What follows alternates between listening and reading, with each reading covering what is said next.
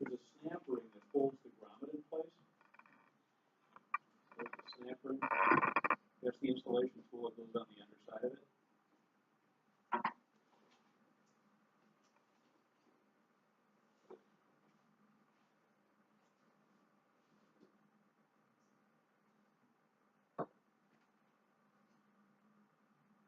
So now he's got a grommeted hole. The stud will go into that. What do they have to use to install that stud through the grommet? Yeah, they use cam-lock pliers.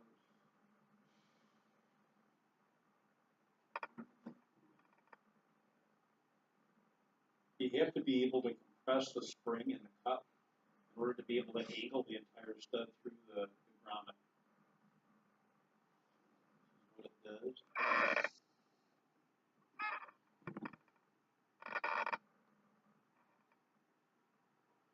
So now it's in the cover.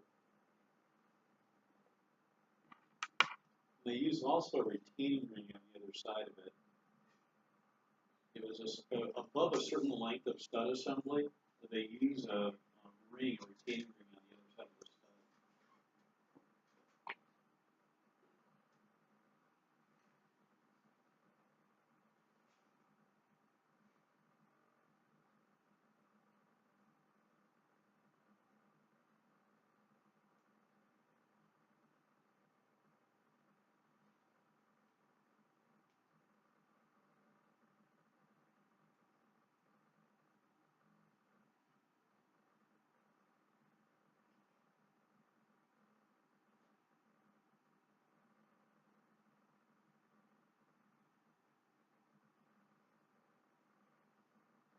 So that's the cover that's going to be eventually attached to the fixed part of the aircraft. That's the fixed part that's got the receptacle in it. So the stud cross pins follow the cam track on the receptacle and lock in place. So that's the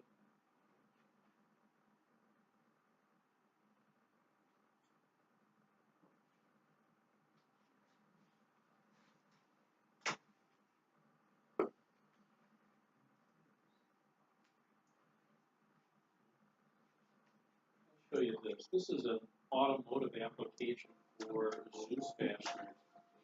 Maybe you get kind of the idea of how it works. Just understand that it's not really an aircraft installation.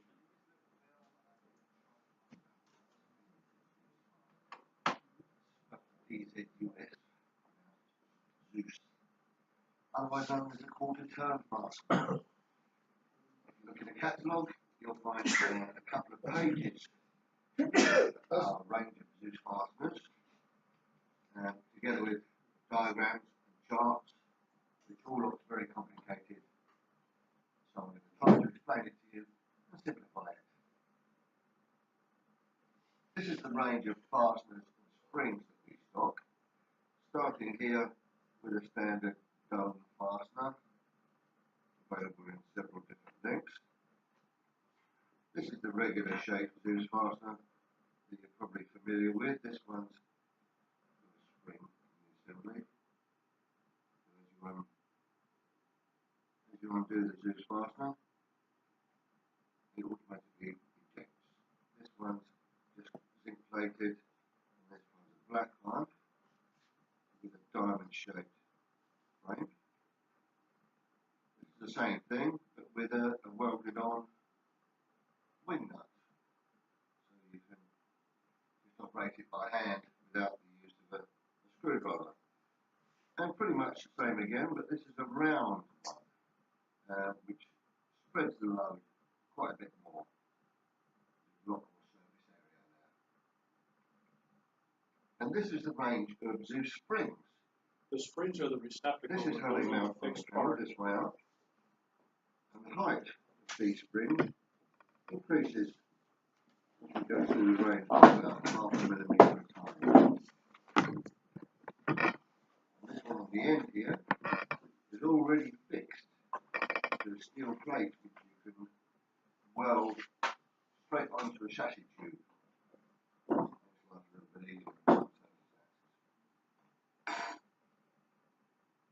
I'm going to show you how to install a Zeus fastener using this piece of fiberglass, which could represent a bonnet or a boot or a wing, and a piece of aluminium, which could represent the chassis panel. And the first thing to do is to measure the total thickness of these two panels when they're pulled together. There you go. 5.7 millimeters. What he's doing is he's sizing the stud that has to go through it, because And if you look at obviously the the catalog, receptacle has to match you or see the it's going to dimension the camp track on this for it. bar back. I'll just And kind of if you speed look this at up a little bit. He's laying out the line that he's going to use for installation. There's going to be two rivets that secure it. He uses pop rivets in this case in order to secure the receptacle in place. First one.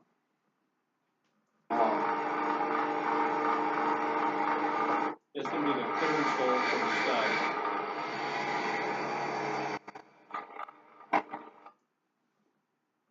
Okay, so we've got our 3-hole drill, 2 holes for our 2 rivets, and I've just placed them in there. Just regular aluminium dome rivets. I've used 3mm rivets here. You could use 3mm or 1. Supposed to be 1/8 inch diameter. Again, he just uses pop rivets. Okay, so we have the 2 rivets now poking through. They're pulled into the countersinks, but they're still a little bit over flush with the surface. Again, this is an automotive usage of them. You wouldn't necessarily use pop rivets to put them in. You might use something like String Max. What he's done also is he's countersunk the area where the rivets are going to be installed. He's going to knock out the little retainer or little pins in the mandrels and the pop rivets, and he's going to spread the shank out so that it's pretty much flush with the remaining skin. Otherwise, the mate on the other side is going to interfere with it, so he has to make it flush. So that's what Inside. So what we need to do first is knock out the little broken steel insert when we pull the rivet. The bit that broke off is still left inside the rivet. And again, not for aircraft use, but it's how they solve it for maybe automotive use. And he spreads it with a center punch. So it spreads to fill the counter enter one. We need to open out, so it's a clearance hole. This is going to be the installation of the receptacle. With the quarter turn fastener, which measures 8.6 millimeters.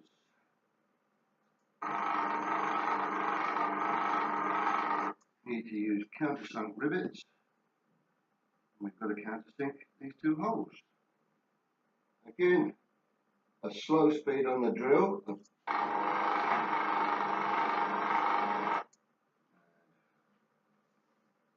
On the rivet.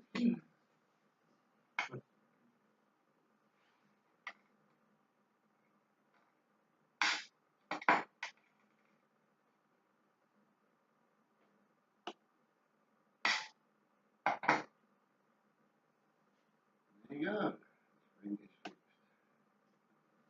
So we've got the spring mounted on our inner panel and the quarter turn fastener mounted on the outer panel. We put the 2 together, and this is a dedicated Zeus fastener screwdriver, but you can make a similar thing out of a 5p coin or a penny coin soldered or silver soldered to a regular screwdriver. There we go. Quarter turn, click, job done. Now if you find that the spring is too long or too short or too tight, you can put washers behind the spring, between the plate and the spring when you rivet it up, or you can even, with a strong pair of pliers, you can even re-bend the shape of the spring slightly.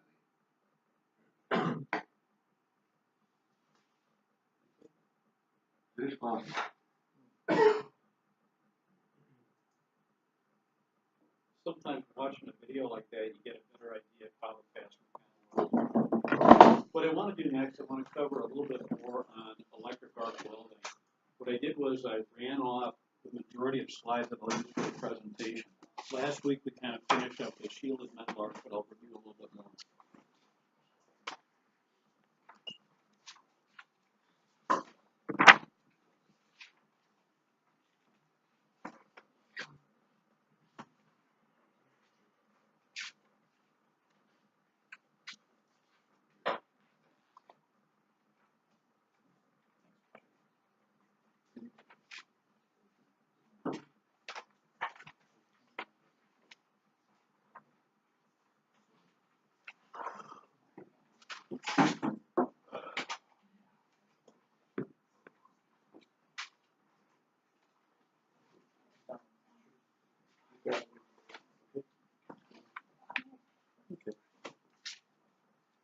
kind of recap what we talked about from last week, I'm sure it's a little bit too coarse of a process for aircraft, but it has some applications. If you have to repair fixed steel plate, it makes sense to maybe know a little bit about how the process kind of works. The process involves the use of electricity in order to create an electric arc. And what you're doing is you're using a consumable electrode. The electrode transfers metal from the electrode itself to the torque source. So what you're doing is you're burrowing into the material and kind of making a path with a melted electrode to kind of fill or dig into the surface of the material. It's carrying metal droplets as you kind of do this.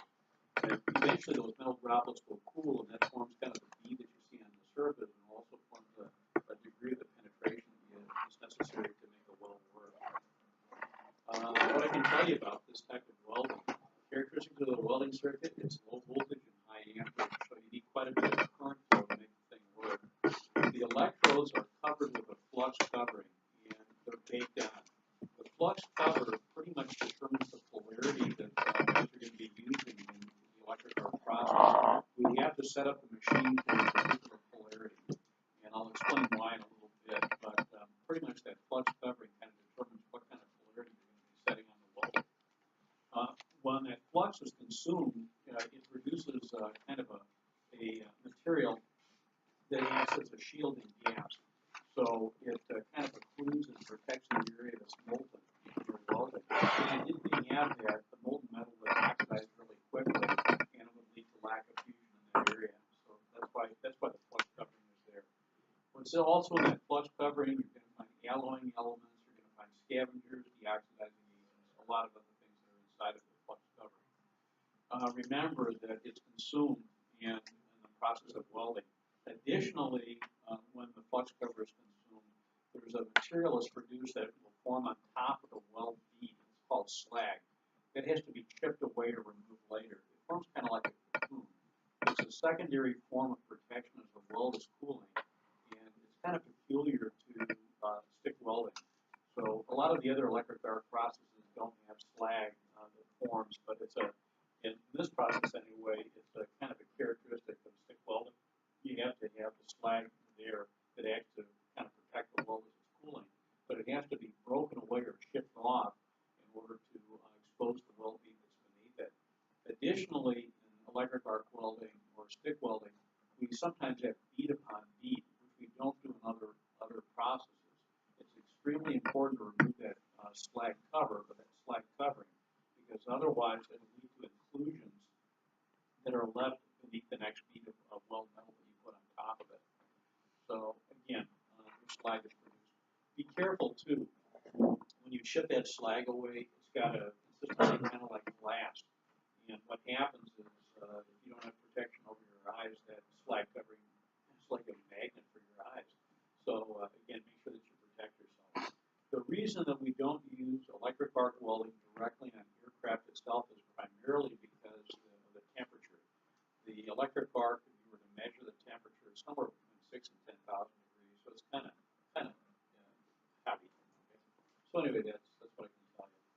The equipment you're going to need a constant current, what they call a constant current power source. What we can do is we can vary the current, but once we set the current to a specific spot, the current stays fixed at that level. So we can dial in a particular current that we want to use or an amperage for welding. So we might require maybe 90 amps of electricity to start. So we set the machine for 90 amps and it holds that for the process of welding. The voltage is generally low when we're welding for reasons of safety. We're also going to need an electrode holder and a lead assembly. This is going to be used to help complete the electric circuit to the surface of the work. You're going to need a work lead and a clamp. This forms the other part of the electric circuit in welding. And you're going to need a chipping hammer to get the slag off after you're done, and probably a wire brush. What I can tell you also from personal experience, this is important too.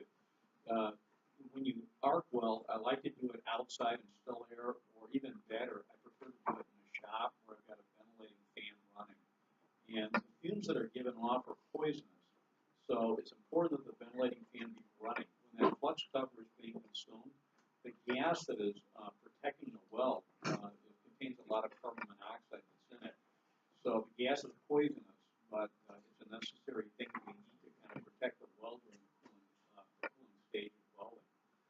Also, too, for protection, you're going to need a helmet. Welding goggles alone won't cut it. You're going to need to have something to protect your face and eyes. So a number 10 shade is usually required. The arc is really intense. There's both ends of the spectrum of light that are given off in the welding process. You've got ultraviolet light at one end of the spectrum. You've also got infrared light that's produced. The ultraviolet light can damage your eyes. So again, eventually you'll develop cataracts or some other abnormality in your eyes if you look at an electric arc too long for a long period of time. Additionally, the infrared light is bad for skin tissue. So just remember, you have to protect both your eyes, and you also have to protect all skin that's going to be as you weld. A lot of people prefer to use maybe leather gloves, leather jackets, a lot of leather things to kind of help them. I've seen people get away with using lighter weight materials. So if I'm welding, I prefer to use a leather jacket to kind of, again, protect my skin. Also, too, the materials are very hot after welding, obviously. You never pick them up directly with like a welding glove. The heat will be transferred right through the glove, and eventually it dries the leather out to the point where the leather glove kind of cracks because of the excessive heat. So, again, I prefer if I have to move things on a tabletop, use a pair of pliers or something. And what that'll do is it'll kind of shield you, or at least prevent the heat from damaging things. What else? Polarity. This is one of the interesting things that happens when you set the machine up for different types of polarity. We can set the machine up in what we call direct current electrode positive. There's another term that they use to describe that. It's called direct current reverse polarity. And what we're doing is we have the positive side of the electrical circuit attached to the stinger that goes to the electrode. The negative side of the circuit is clamped to the work surface. So the electron flow, I guess if you were to kind of consider it, is really from the negative side up to the electrode, and the electric arc is created that way. The characteristic of that particular setup is going to give you the greatest amount of penetration into the work surface. So when you're digging the furrow as your electric arc welding, there's a kind of a jetting action that's occurring that causes the material to kind of go deep from the electrode into the work surface. And that's just kind of the characteristic of it. It's sometimes called reverse polarity, and an easy way to kind of remember that term that they use, RP, it means rod positive. That's what a lot of electric arc welders kind of how they remember how it's actually hooked up. Although it's technically not a rod, it's an electrode. If the electrode is connected to the positive side of the circuit, they call it RP, or reverse polarity, or rod positive. There's another way that the current flow can run for welding, and that's called direct current electrode negative. Sometimes this is called direct current straight polarity. And what we've done is we've changed the connections on the power supply so that the negative side of the circuit is connected to the electrode, and the positive side is connected to the ground point. And with this particular case, the electricity flow, I guess you could say, is coming from the tip of the electrode really to the work surface. That would be the path for electron flow. The consequence of using this type of polarity in stick welding is going to give you the electrode melting away really quickly. So it gives you the greatest amount of deposition of the electrode on the work surface. So with reverse polarity, you're going to dig in deep, and in the case of straight polarity, you just kind of let the electrode melt and it kind of flows on the surface. Is there some degree of penetration? The answer is yes, but it's not the same as reverse polarity. The way it's done on the machine is a couple of different ways. Sometimes the power supply will have interchangeable plugs that you just switch from one position to the other. On other machines, they just have a switch that allows you to change the polarity that you're going to be using. But anyway, that's how we can change polarity. Also, too, we can sometimes set the machine to AC, alternating current.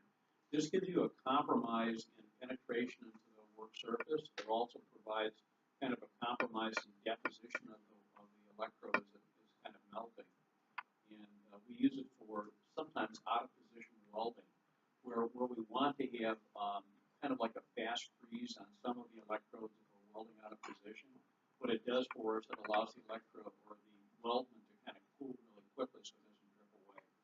But also we can avoid some problems in what they call arc flow.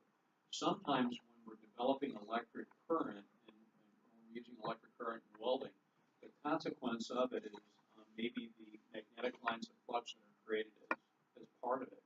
Those magnetic lines of flux can cause the arc to be pushed off one way or the other, so it causes what they call arc flow.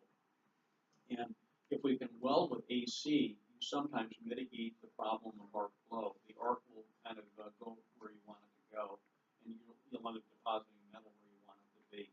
But the more current you have, the more electromagnetic lines of flux are created, and the consequence is it causes the arc to be somewhat unstable and kind of go off path. So sometimes if the welder can be set up to AC, that's what they do. You should know this. Again, reverse polarity, greater material penetration.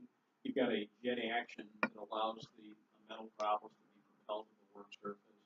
With straight polarity, it's usually used where you're melting a lot of the electrode away. And we use this in a case where we wanted to do padding. So in padding, what we're trying to do is we're trying to build up a part thickness. I think I explained to you last week, in some cases when you try to repair parts, what they do is they, as they've been eroded away, what they do is they build up weld metal in the area that's been eroded, and they call that padding.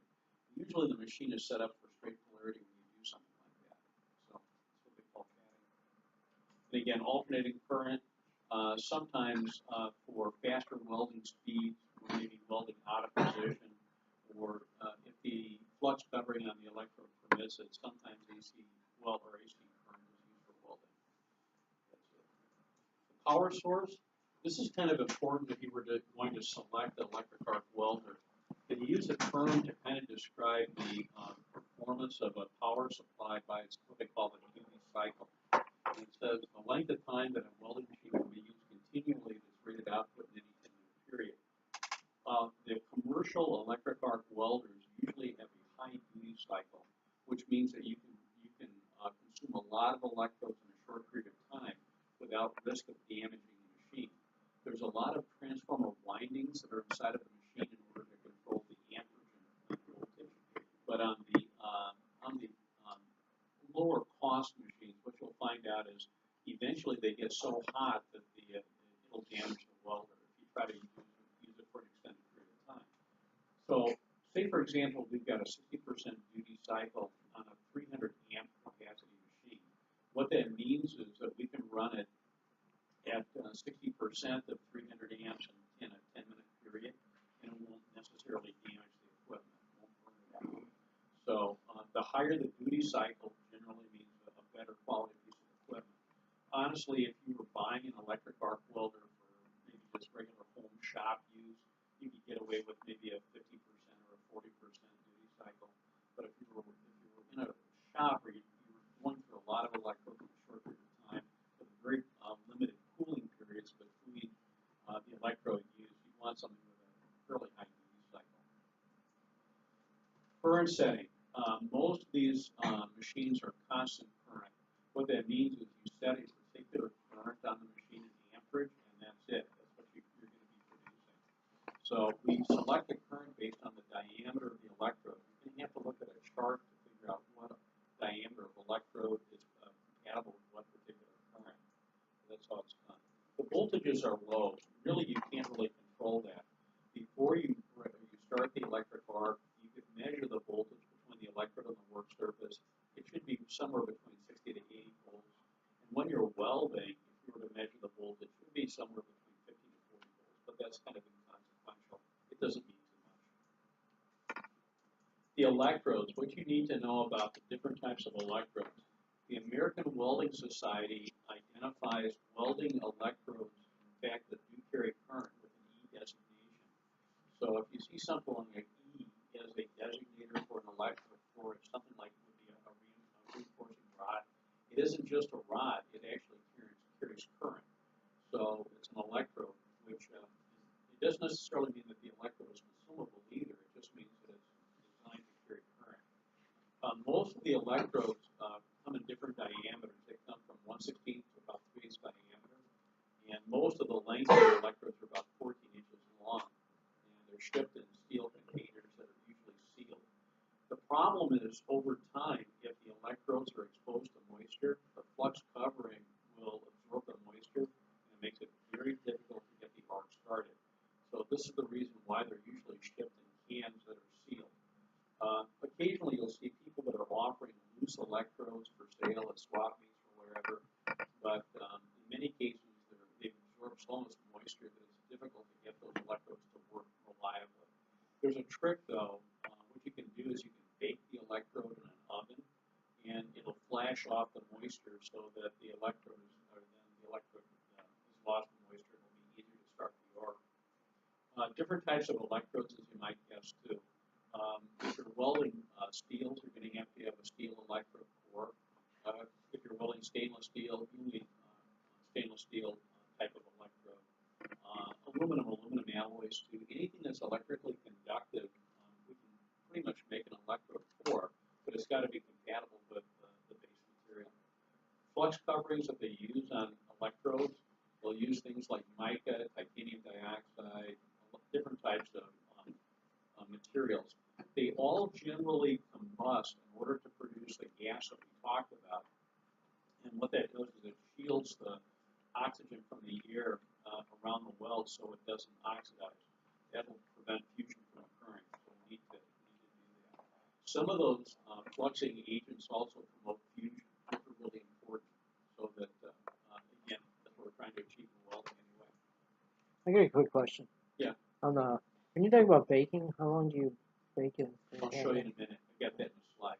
Generally, I think it's about 250 degrees continually if you want to keep them in an oven. You can flash them at a slightly higher temperature. I'll give you that in a minute. The electrode designations, this is kind of interesting too. Obviously, it carries current because it's got an E designator. For any of the 4-digit numbers that they use for the electrodes, the first 2 digits gives you the tensile strength of the weld rod or the weld electrode, the weldment. So this would give you E60 means it's going to be a 60,000 psi tensile weld after it's done. And if it's a 5-digit number, for example, like 110, that'll give you a tensile strength of approximately 110,000 psi tensile. What we're going to do next is you take a look at usually the 3rd digit or 4th digit in the case of a 5-digit number. That'll tell you what position the electrode is best suited for. There's what they call an all-position electrode that usually has a 1 designation, which means that you can use it in the flat position, you can use it overhead, you can use it in a vertical or horizontal. And again, it's considered to be a general purpose type of electrode. There's another one that they call a 2X or 2. That one is generally suited best for flat, and you're using kind of gravity to hold the molten metal in place when you're welding. And then there's a 4. That one is used for flat, horizontal, overhead, and vertical down. I don't know about other types of designators, but those are commonly the 3 that I've seen anyway. I don't know about a 3, but in any event, 1, 2, and 4 are fairly common. Well, there's also something else you need to consider as well. The last 2 digits in combination give you a coding for the type of flux cover that's used on the electrode.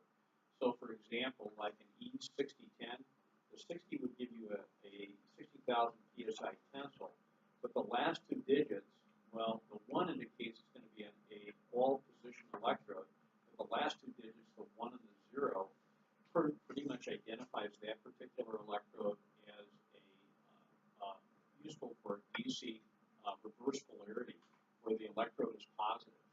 And in that particular case, the flux covering on that is going to be an organic type of flux cover.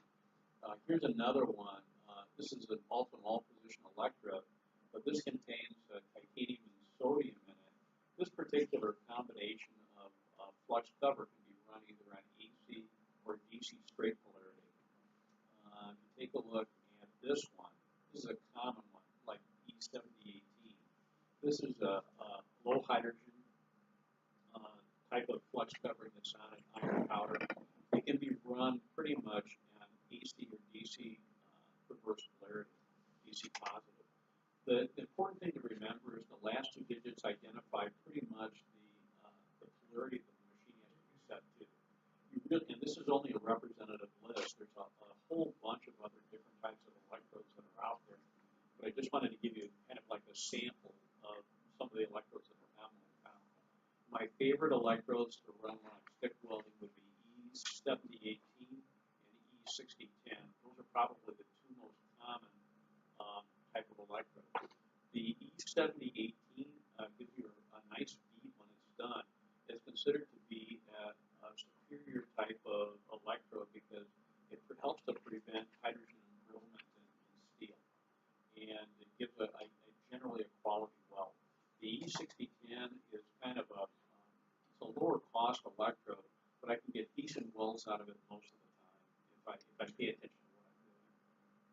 Those are the two most common ones. Anything else? There's all sorts of alloying elements that are in the flux cover. I don't think you really need to know that. And I think I kind of talked to you a little bit about this also in welding. There's an acronym that's kind of important. And the acronym is CLAMS, and it's useful in order to kind of prevent things from going wrong.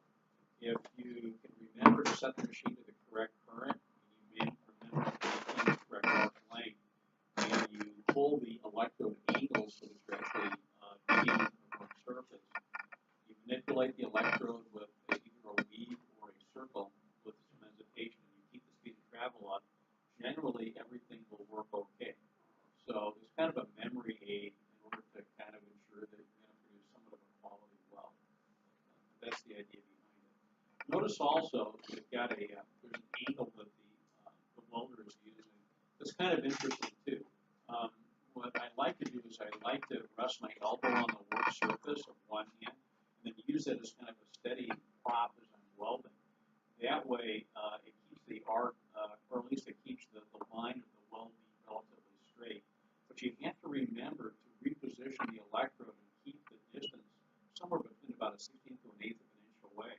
Because the electrode, as it's consumed, is going to change that distance. So you kind of have to learn to manipulate the electrode as you go, or at least hold the arc length that you need. It sounds easy, but it isn't necessarily. I took a welding course back in 1988 at City College, and I ran through a lot of electrodes, and I learned a lot, but it's a learned skill, just like regular oxyacetylene welding. You just have to practice at it to kind of get good. Starting the arc, there's a couple of ways you can start the arc in electric arc welding. You can either scratch or tap the electrode. One isn't really any better than any other, but once the arc is established, you have to maintain a fixed distance so that the arc isn't extinguished if the arc length becomes too long. On the other hand, if you allow the electrode to get too close to the work surface, you'll short it, and then it becomes fused into the material. So again, you have to learn to reposition the electrode as the electrode is consumed. I think I talked about this as well. Everybody's got their favorite in terms of the type of weave or bead that they're trying to make on the work. In general, there's a rule of thumb you might want to remember. How wide should the bead be in arc welding? Whatever the electrode diameter is, we're looking for a bead width that's about 3 times the diameter of the electrode. I'll pass around some samples of just some beads that have been run in heavy metal to kind of give you an idea. The one on the very right, this is a fairly good bead. They were probably using 1/8 inch diameter electrode. So if you measure across the width of the bead is about 3/8 of an inch. So this gives you kind of an idea of what you put for work. But everybody's got kind of their own manipulating tricks they use in welding. 15-degree angular, so about a 16th to an 1/8 inch away from the surface, you're creating a crater. And again, about 3 times the electrode diameter will work generally for most types of welding. Also, too, try not to pile up loads of weld bead in one spot. When you do that, there's a risk of trapping some of the flux or the slag that's produced in welding. You'll trap it inside the weld bead, so you have to maintain kind of a reasonable speed, not too slow and not too quick. At the end of a weld bead, what I like to do, and you'll see in a video if I have time to show you, the operator that welds will kind of run the electrode in a circle and break the arc that way. That'll help to fill the crater at the very end of the weld. So it's kind of a craftsmanship kind of thing, but if you learn to do that, you won't have that that pock mark at the end of the weld. So it kind of removes that.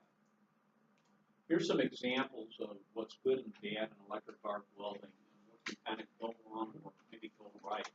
You've got a picture of this also in the handout. If I've done everything that that CLAM acronym gives me, correct amperage, correct arc length, speed of travel looks pretty good, you're going to have a nice weld bead that looks fairly good on the surface of the metal. The cross-sectional view, you can see the toes of the weld bead have veered into the base metal. You've got a decent amount of penetration if you were cross-section through the weld bead and also into the material. On the other hand, if you set the machine with too low of an amperage, you don't have enough heat for fusion. So the amperage is really what's controlling the heat for penetration purposes for fusion. So you can see you end up with a surface weld that really doesn't melt into the base material very well. The bead overall probably will be high or tall on the material.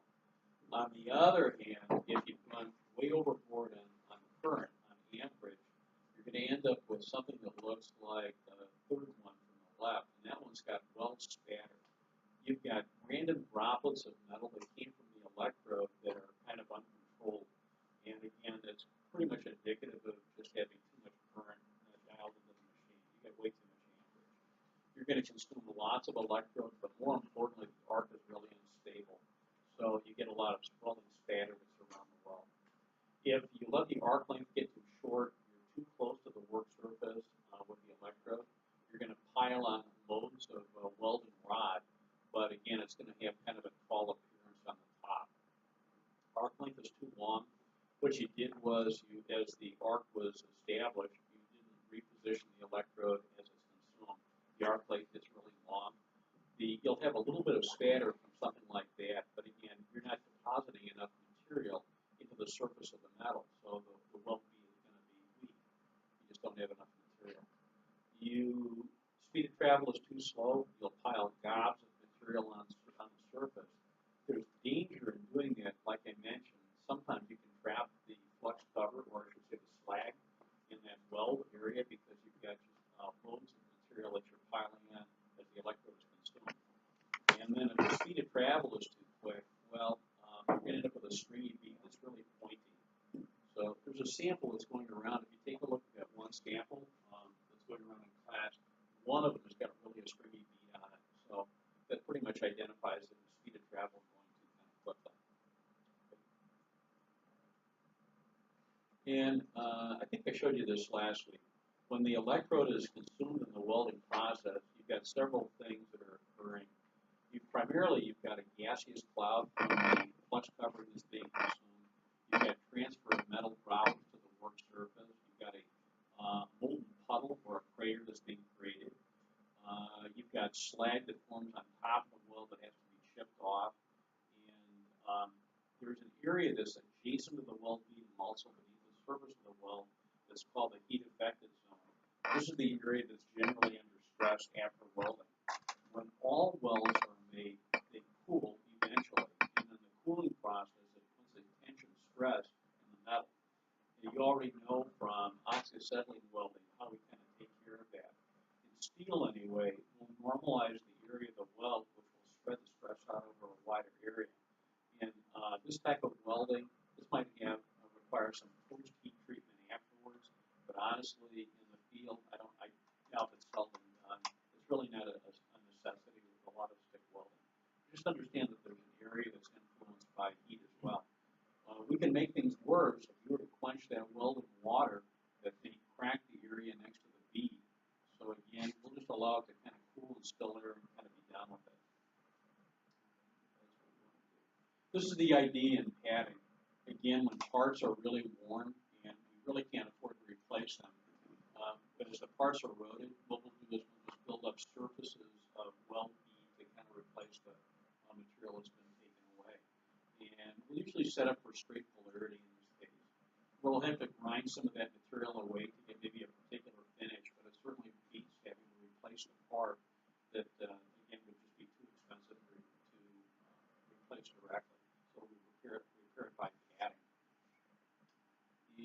troubleshooting. There's a lot of things that can kind of go wrong in arc welding. Some things I've learned the hard way. One thing is arc flow. And again, the consequence of using electric current or magnetic lines or flux that are produced, the more current, the more electric lines of flux are created. So what you can do in some cases is cut the current. You can reduce that, and that'll help to reduce the problem. What you can also do in some cases is wrap the electrode lead around the stand, and what that does is it somewhat spreads the electric lines or magnetic lines of flux out, so maybe it's not as severe in one particular area. There's a lot of tricks that you can sometimes do. Once in a while, also you can change the position of the grounding clamp, and that'll help sometimes. So that's how you kind of, if the arc is shifting where you don't want to go, you kind of have to figure out what you can do to kind of get it back where you need it to be. Also, too, again, like I mentioned, some of the electrical flux covers, once they absorb moisture, it's difficult to get the arc to start. So there's a remedy. If you look in welding shops, what do? Well, when the electrodes are taken out of the container, they're stored in an oven, and that'll prevent the moisture from being absorbed into the flux cover. They usually store them heated at about 250, but if you have some electrodes that have been left out for a long period of time, you can flash the moisture away by heating the electrodes in an oven at 650 for about an hour, and it'll do the same thing. So if they're waterlogged, you can sometimes fix some electrodes that absorb too much moisture. That's how it's done. This is the important thing too. If you have to chip that slag cover off after welding, always protect your eyes. The slag covering is like glass, so again, you'll be sorry. A lot of the welding helmets, the old style ones, have a flip-up cover, so the shade goes in front, but even after you flip the shade up, there's still a piece of plastic in front of your eyes. The newer types of welding helmets that are auto darkening, you can still see through it, but again, always have the helmet on so that your eyes are protected. Don't ever try to chip the slag off without some kind of eye protection. Okay, so that's what I can tell you about that welding process. There's another welding process that's called TIG welding, and the American Welding Society refers to this as gas tungsten arc welding. And